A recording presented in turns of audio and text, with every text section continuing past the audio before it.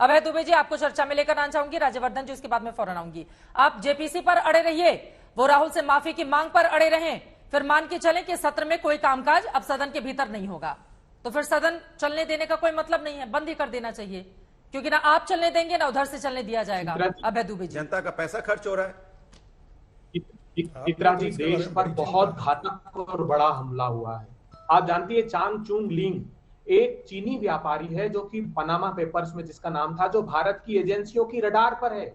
वो इन शेल कंपनियों में विनोद अडानी जी के साथ काम कर रहा था, जिसने इन्वेस्टमेंट किया है। उसकी जांच एनआईए, एसएफआईओ, ईडी कोई नहीं करेगा। क्या ये बात सही नहीं है कि आरोप ये लग रहे हैं कि विनोद अडानी को अडानी जी ने अपनी कंपनी में बताया कि साइप्रस का एनआरआई है, लेकिन जब उनके दस्तावेज देखे जाते हैं तो पता लगता है कि सिंगापुर में वो 2026 तक भारत का पासपोर्ट है। क्या भारत में दोहरी नागरिकता जायज है? ये देश को बताना चाहिए इन लोगों को। जो इन्वेस्टमेंट हुआ है शेल कंपनी से, इमर्जिंग मार्केट 8,200 करोड़ रुपए, एमपीएमएस 18,000 करोड़ रुपए, एलटीएस 13,000 करोड़ रुपए, क्या हो रहा है इस हिंदुस्तान में? हिंदुस्तान के डिफेंस सेक्टर में ये लोग काम कर रहे हैं। क्या हमारी सामरिक महत्व के विषय पर यह हमला नहीं है? चीन भारत की सीमा में अंदर घुसकर 2000 स्क्वायर किलोमीटर पर बैठा है। उसने डेप्सोंग में हमारी जो दौलत बेग ओल्डिक एयर स्ट्रिप है उसके नीचे पेट्रोलिंग पॉइंट 10, 11, 12, 13 तक कब्जा करके रखा है। जो 50 साल तक पोस्ट हमारे पास थी पेट्रोलिंग पॉइंट 16,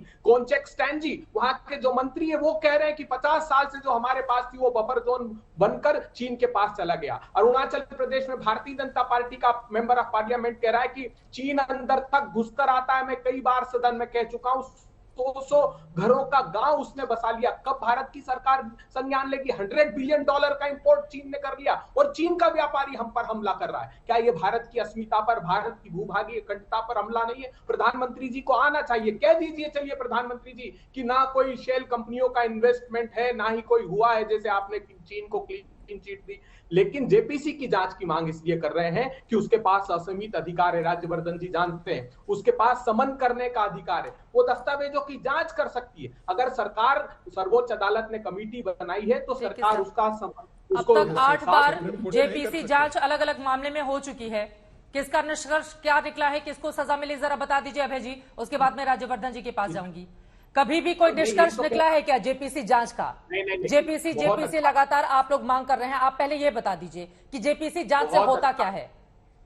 बहुत अच्छा प्रश्न है। हाँ। यही तो सरकार को हम कह रहे हैं, वो तो रिकमेंडेशन करती है। आप माने मत माने, मगर सत्य और तथ्य देश के सामने आ जाएंगे। वो भी नहीं होता है सर, क्योंकि जो रूलिंग पार्टी होता है उसकी मेजॉरिटी होती है। मतलब सिर्फ पॉलिटिक्स के लिए जेपीसी जांच हो, कोई निष्कर्ष तो निकलेगा नहीं। सिर्फ पॉलिटिक्स होता है, तो निकलेगा नहीं, और कुछ नहीं होने वाला है। पॉलिटिक्स होता रहे। अभय दुबे जी, मैं बोल तो रही हूँ, आप बोलेंगे मेरे पास वो पूरे आंकड़े हैं 8 बार इस देश में कब जेपीसी किन किन मामलों पर बनी है, लेकिन किसी का भी कोई निष्कर्ष नहीं निकला। लेकिन जेपीसी को लेकर इतना हंगामा होता है, ये सिर्फ अपनी ताकत दिखाए जाने की कोशिश है कि हम इस नेता को बुला लिए पूछताछ के लिए, उनको बुला लिए पूछताछ के लिए, सिर्फ उसी अधिकार को दिखाने की कोशिश। राजनीतिक बाकी तो कुछ होगा नहीं। अभय दुबे जी, चित्रा जी देखिए क्या हुआ। अगर रेगुलेटरी अथॉरिटी काम कर रही होती, सेबी के पास एक सर्विलांस डिवीजन है, डेली मॉनिटरिंग रिपोर्ट बनाता है। जब प्रधानमंत्री कह रहे थे ना आपदा में अवसर की तलाश करना चाहिए, अडानी ग्रीन एनर्जी 8,223% का उछाल मारती है, अडानी इंटरप्राइजेस 2,501% का,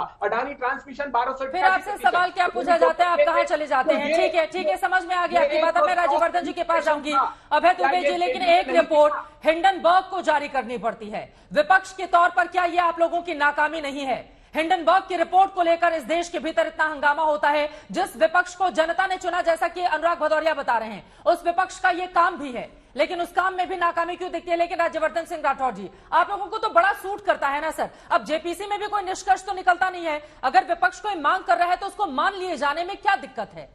हंगामा खत्म हो जाएगा, कम से कम सदन की कार्रवाई तो शांति से चलेगी। राज्यवर्धन जी, देखिए चित्रा जी, अभी जो अजय जी ने बात करी, अभय जी ने, मैं वहां से शुरू करता हूं। सबसे पहले तो सेबी ने स्पष्ट रूप से कह दिया है कि हमारे जो सर्विलेंस मेजर्स हैं, जो शेयर्स के अंदर अजीबोगरीब उछाल आता है या गिराव आता है, or surveillance measures are in place. बिल्कुल सर्विलेंस मेजर्स सही स्थान पर है, पूरी तरह से निगाह है सेबी की उसके ऊपर। अब आप जो बात कर रही थी, हर अलग अलग जो संवैधानिक हमारे संस्थान हैं, उनकी अलग अलग जिम्मेदारियां हैं, सब अपना काम कर रही है। सिर्फ देश को सिर्फ जेपीसी थोड़ी ना चला रहा है कि सिर्फ जेपीसी हो तभी सब सारे संस्था ने उनको गला दिया जाए, सिर्फ जेपीसी काम करेगा।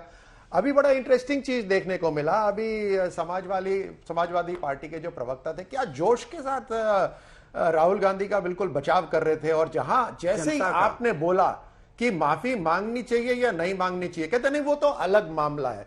यानी भारत के मान सम्मान स्वाभिमान का जो मामला है वो तो अलग मामला है, उसमें हाउ इज इट इंपॉर्टेंट, है ना। समाजवादी पार्टी की तो सोच ये है और कांग्रेस की भी सोच ये है। पूरा आज का जो डिस्कशन था वो यही था और हम भी लगातार यही बोल रहे हैं। और उसके साथ में ये बात भी आपको कर देता हूं कि बार बार समाजवादी पार्टी वाले प्रवक्ता बोल रहे हैं कि ये चलना चाहिए, सदन चलना चाहिए। ये तो खैर बिल्कुल स्पष्ट कर दिया कि दोनों की जिम्मेदारी है। आप वहां मेहमान के रूप में तो आए नहीं है कि हम पिकनिक मनाने आए हैं, आपकी भी जिम्मेदारी है वहां। खैर उस बात को छोड़ते हैं। सदन सिर्फ कानून बनाने के लिए नहीं है, वो वहां पर पूरे देश का जो भाव है, पूरे देश का जो उनके मन की बात है वो सदन में उठती है। तो राहुल गांधी के मन की बात करने दीजिएगा या नहीं दीजिएगा, यही घूम फिर कर वही सवाल है जयवर्धन जी। पहले राहुल गांधी के मन की बात हो पाएगी सदन में या फिर नहीं पूरी की पूरी? जी बोलिए। 6% पार्टिसिपेशन जी पहले हमारी बात तो सुन लीजिए कि पूरे देश को जो गुस्सा है, जिस तरह से राहुल गांधी ने जो अपमान करा है देश का, उसको पूरे देश चाहता है कि वो माफी मांगे। अगर पार्लियामेंट इज अ रिप्रेजेंटेशन और पूरे देश का रिप्रेजेंटेशन है तो पूरा देश चाहता है। बात वही है। आज जो डिस्कशन हो रहा है आपके इस टीवी चैनल पे भी डिस्कशन वही है कि क्या राहुल गांधी को माफी मांगनी चाहिए, लेकिन ये पूरी हर जगह इसको डाइवर्ट कर दिया। अभय दुबे जी, मुद्दे पर आइए। राहुल गांधी को उन्होंने इतना बड़ा मुद्दा बना लिया है कि अगर वो माफी नहीं मांगते हैं तो देश भर में राहुल गांधी को एक्सपोज करेगी बीजेपी। रविशंकर प्रसाद थोड़ी देर पहले करके गए हैं और राज्यवर्धन जी भी इसी तरह के आरोप लगा रहे हैं। देखिए जितना फंस गए हैं राहुल लंदन में जाकर बयान देकर। अरे जितना राहुल गांधी जी पर ये बोलेंगे उतना अडानी के मामले में एक्सपोज होंगे। यशस्वी, तपस्वी, मनस्वी, तेजस्वी राहुल गांधी जी स्वाभिमान है देश का। राहुल गांधी जी ने क्यों माफी मांग ले? इसलिए माफी मांग ले कि उन्होंने अभी मुद्दा उठाया 1 मार्च को जो अडानी जी ने बॉम्बे स्टॉक एक्सचेंज में कहा है कि सप्लीमेंट्री पीपीए हरियाणा की सरकार के साथ किया वो गलत निकला, इसलिए राहुल गांधी